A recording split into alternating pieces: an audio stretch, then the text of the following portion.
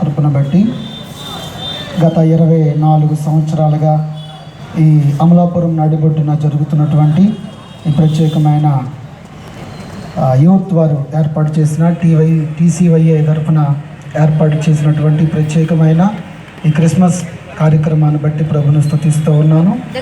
ఈ కార్యక్రమాన్ని ఏర్పాటు చేస్తున్న అన్న కిషోరామ్ గారికి, అలాగే నా వెనుకున్న పెద్దలకు, నాయకులకు, అధికారులకు, దైవ సేవకులకు, నా ముందున్న వారందరికీ కూడా నా ప్రత్యేక వందనాలు, క్రిస్మస్ శుభాలు తెలియజేస్తూ ఉన్నాను. ఒక్క మాట దేవుని వాక్యంలో హెబ్రీయులకు రాసిన పత్రికలో 9:26 ఒక మాట రాయబడుతూ వచ్చింది. అక్కడ వాక్యంలో చూస్తున్నప్పుడు, అట్లైన ఎడల జగత్పునాది వేయబడినది మొదలుకొని ఆయన అనేక పర్యాయములు శ్రమ పడవలసి వచ్చాను. అయితే ఆయన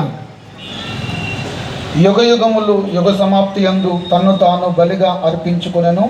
పాప నివారణ చేయుటకై ఒక్కసారి ప్రత్యక్షపరచబడెను.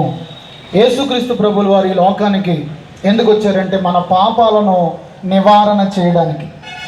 దేవుని వాక్యం సెలవిస్తున్నట్లుగా అపోస్తలుడైన పౌలు గారు హెబ్రీయులకు రాస్తూ ఈ మాట చెప్తూ ఉన్నారు. పాప నివారణ చేయడానికి, పాపాన్ని పూర్తిగా నిర్మూలన